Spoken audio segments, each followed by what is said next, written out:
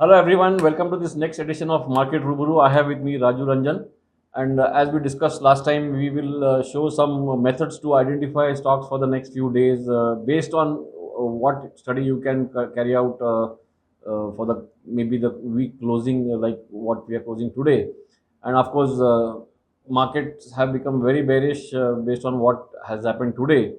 And after this, it's going to be very interesting because we also have the budget on Wednesday.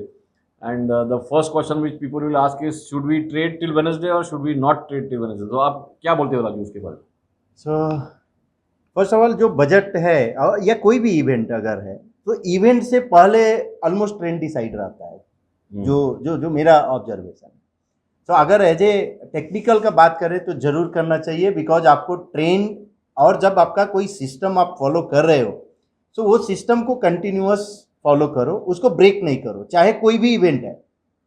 आपका non event हो सकता है, unknown event हो सकता है, तो बजट नॉन इवेंट है। तो नॉन इवेंट भी अगर है तो उसको कैरी फॉरवर्ड करो और same method, exit system same, entry system same, सब कुछ सेम।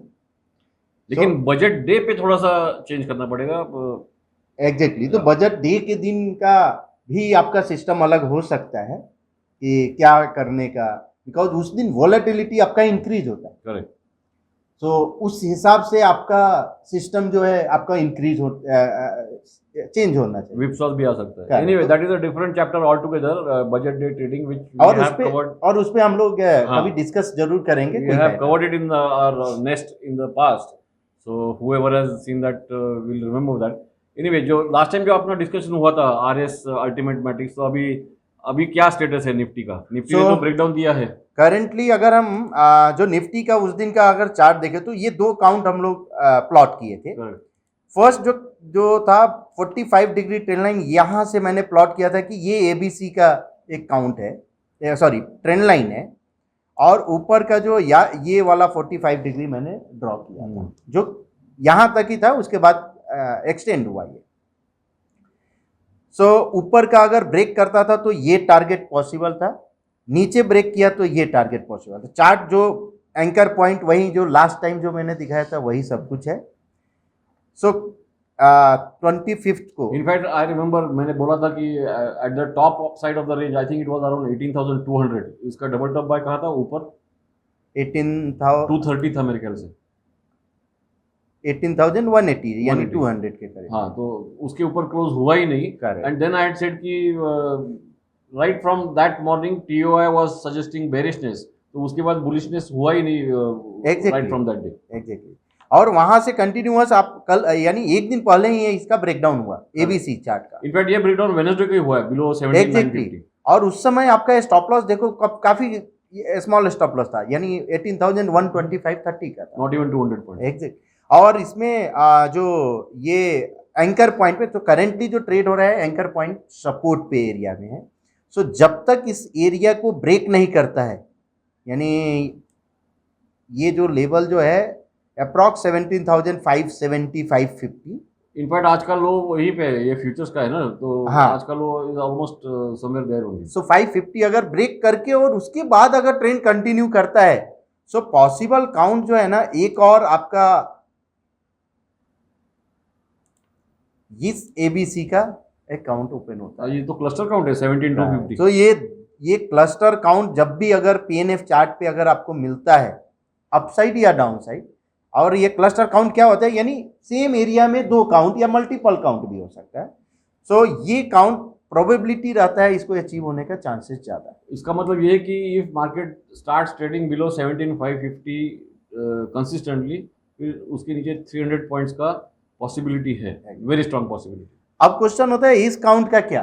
सो ये काउंट नेगेट हो गया, अभी तो इनवैलिड हो गया। करेक्ट, इनवैलिड हो गया। अब ये काउंट अगर ऊपर भी जाता है तो इसका कोई मतलब नहीं। अभी तो बुलिश होने के लिए तो इनफैक्ट ईओडी अगर चार्ट देखोगे तो setup is completely bearish now, there is no bullishness at all. अब अगर निफ्टी का इंट्राडे का चार्ट अगर हम देखें, सो मॉर्निंग में ये मॉर्निंग नहीं यानी वेंसडे को ही ये एबीसी ब्रेकआउट हुआ, और आज मॉर्निंग में हुआ ये एबीसी ब्रेकआउट। उसके बाद इसका काउंट अगर हम बात करें कंजर्वेटिव काउंट भी, सो 17,570 का था। सो पूरे एक दिन में ही आपको ऑलमोस्ट ये टारगेट मिल गया। ये काउंट भी आपका एक्टिवेट हो गया है हाँ, ये भी एबीसी रिकॉर्ड है। और ये 1 मिनट यानी 1 मिनट चार्ट पे हम देखें 17,388 का एबीसी काउंट है। सो ये इनवैलिडेट कब होगा, जब ये प्राइस इसके ऊपर जाएगा तो 17,900 के ऊपर, तब ये एबीसी पैटर्न फेल हो जाएगा।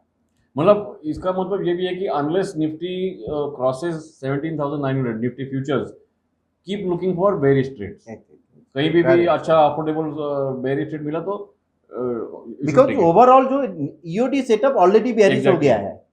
सो जब बेयरिश अगर सेटअप है तो आपको बेयरिश ट्रेंड ही देखना होगा। In fact, that is another very interesting thing. A lot of people were expecting a pre-budget rally. So there was a pre-budget rally, but only in puts. और setup अभी bullish होने के लिए तो बहुत time लगने वाला है। सो ये निफ्टी बैंक का चार्ट है, जो कि उस दिन हम लोग सेम डिस्कस किए थे कि एबीसी सॉरी ये जो 45 degree trend line, not ABC because already ये इसके ऊपर ये गया है। सो इसके नीचे अगर प्राइस अगर आता है ट्रेंड लाइन ब्रेक या इसके ऊपर अगर प्राइस जाता है तो ही कहीं पे कुछ अपना दिखेगा, अदरवाइज नहीं। ये काउंट हम लोगों ने प्लॉट किया था, तो फर्स्ट काउंट ऑलरेडी ये भी हमने बात किया था कि we will show only the first count, second count की बात नहीं करेंगे, but now we are very close to the second count. Bank Nifty always moves like that, 2000 points in 2 days। तो फर्स्ट काउंट तो अचीव हो गया है, हो गया है 39,882। अब सेकंड काउंट हम लोग जो आज दिखा है फ्यूचर्स, निफ्टी बैंक स्पॉट अच्छा स्पॉट है, स्पॉट का है। सो ये भी डाउन साइड है। सो यहाँ पे भी अगर आप इंट्राडे अगर कोई पैटर्न अगर हम देखें, जहां भी बेयरिश पैटर्न मिलता है हम ट्रेड ले सकते हैं। So getting a good intraday shorting setup with a affordable stop loss, that is the key. अब आता है कि रेशियो चार्ट यानी आरएस चार्ट क्या कर रहा है। So RS chart Nifty bank upon Nifty 50 plot किए। अब अगर इंट्राडे लाइन अगर आप प्लॉट करोगे तो ये भी वेंसडे को ही ऑलरेडी Wednesday को ही bank Nifty had started underperforming। और ये मस्त ये जो आपको रेड बार दिख रहा है और ग्रीन बार, सो ये अपना इंडिकेटर एक है जिसका नाम है MAST मस्त। सो बिलो मस्त जब भी अगर आरएस चार्ट अगर आता है सो ये कंफर्मेशन दिखता है कि यहाँ की यानी जो न्यूमरेटर जो है look for longs in bank Nifty, as simple as that. तो simple Nifty bank upon Nifty 50 numerator underperform कर रहा है।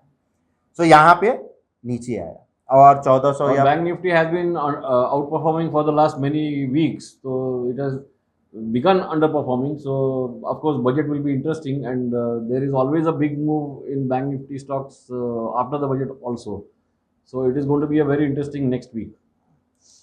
सो ये रहा इंडेक्स का व्यू यानी निफ्टी और निफ्टी बैंक का। अब ये है कि हम लोग जैसा लास्ट वीक ही बात किए थे कि अब स्टॉक कैसे आप सिलेक्ट कर सकते हो। लास्ट टाइम जो हम लोग डिस्कस किए थे अल्टीमेट मैट्रिक्स पे NSE ऑल सेक्टर रन किए थे। सो वहीं से फिर से स्टार्ट करेंगे। और आप जब मैट्रिक्स में जाएंगे अल्टीमेट PNFRS मैट्रिक्स, यहाँ NSE ऑल सेक्टर किया और 0.25 पे ही स्कैन किए। सो आपको every sector upon another sector divide करके और एक स्कोर मार्क करेगा, 0 नहीं तो 1। सो जो टॉप स्कोर जो रहेगा इसका मतलब क्या है कि ये आउट परफॉर्म कर रहा है, और जो सबसे लोएस्ट जो स्कोर रहेगा वो अंडर परफॉर्म कर रहा है। सो करेंटली अगर हम देखें तो PSU bank, energy, metal, private bank ये सब अंडर परफॉर्म कर रहा है। अच्छा, exactly what the RS chart is also showing. और आउट परफॉर्म कौन कर रहा है? FMCG, pharma, auto, health care, IT, ये आउट परफॉर्म कर रहा है। अब अगर ये ट्रेंड निफ्टी का जो इंडेक्स का अगर कंटिन्यू रहता है, सो आगे क्या? सो अगर कंटिन्यू रहता है तो अब मुझे फोकस यानी हम लोग को फोकस किधर करना चाहिए? PSU bank, metal, private bank, ये सब पे फोकस करना चाहिए।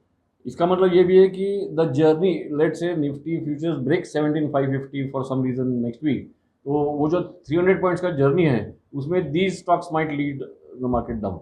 Correct, these sectors. करेक्ट।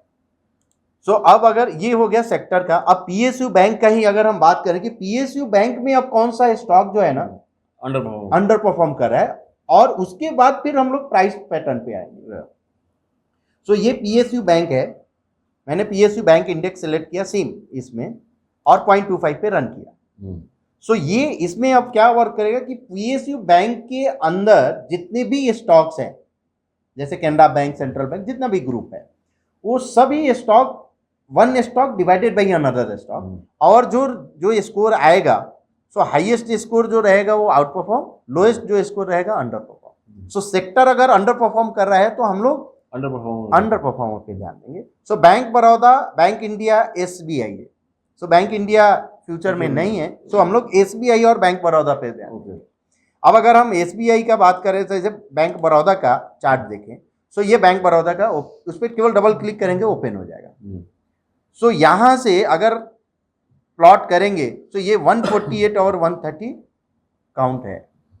अब करेंटली यहां पे अफोर्डेबल स्टॉप लॉस नहीं है, स्टॉप लॉस बिल्कुल नहीं, वो तो 180 के ऊपर स्टॉप लॉस है। सो अब क्या करेंगे, अगर ट्रेडिंग पर्सपेक्टिव बात करें तो इसका नेक्स्ट फॉलो थ्रू वेट करेंगे। नेक्स्ट फॉलो थ्रू या इंट्राडे चार्ट पे on any rise if you get a bearish setup तो ये कर सकते हैं, या आपको अगर ईओडी बेस पे करना है तो आप वेट करो, next wait for a column of X and then wait for the double bottom sell. उसके बाद एक मुझे ये आया था बोधे कि अगर ये लॉन्ग कॉलम ऑफ ओ है फिर भी मुझे ट्रेड करना है, फिर क्या करूं, लेकिन ट्रेड करना है फिर स्टॉप लॉस बहुत ही दूर रहेगा ना। तो उसमें अगर यानी एकदम एग्रेसिव कोई ट्रेडर है और इधर उसको है कि नहीं हमको सेल करना ही है, तो लो पोल वो कर सकता है स्टॉप लॉस। और कमेंट्री में जो है वहां पे आपको दिख जाएगा, इधर आप करोगे तो LP value, so 168.78 aggressive trader के लिए। ओके, मतलब let's say stop loss above 169 170 any rise can be shorted, but ये थोड़ा सा एग्रेसिव वे ऑफ ट्रेडिंग हो गया, better to wait for a confirmation. और एसबीआई का बात करूं तो एसबीआई आप देखो ये आउट परफॉर्मर, अब जो है ABC breakout, ABC pattern already हम लोग लास्ट वीक में, खतरनाक हो सकता है। सो केवल वन काउंट दिखाना है कि दोनों काउंट दिखाओ, दोनों अभी निफ्टी का सेटअप बेरिश हो गया तो सो ये 528 फर्स्ट काउंट है, नहीं हुआ है। हाँ 528 होने के बाद आप 487 का वेट करो। 487 बहुत दूर दिख रहा है, who knows, anything can happen। और ये थोड़ा सा ये दिख रहा है कि यहाँ सपोर्ट एरिया, बट 528 इज अच्छा खासा ओपन है। अब ये रहा अपना एनएससी पीएसयू बैंक का। सो सेम अगर हम बात करें मेटल की, सो मेटल में भी जितने भी स्टॉक हैं, one stock divided by another stock, और उसका जो स्कोर आएगा इधर प्लॉट होगा। सो हाईएस्ट स्कोर लीडिंग तो अडानी एंटरप्राइजेस रहने वाला है मेटल में, डाउन मतलब नीचे से करेक्ट अंडर परफॉर्म, ये देखो वही आएंगे अदानी अंडर परफॉर्मर, तो आज तो उसका न्यूज भी है।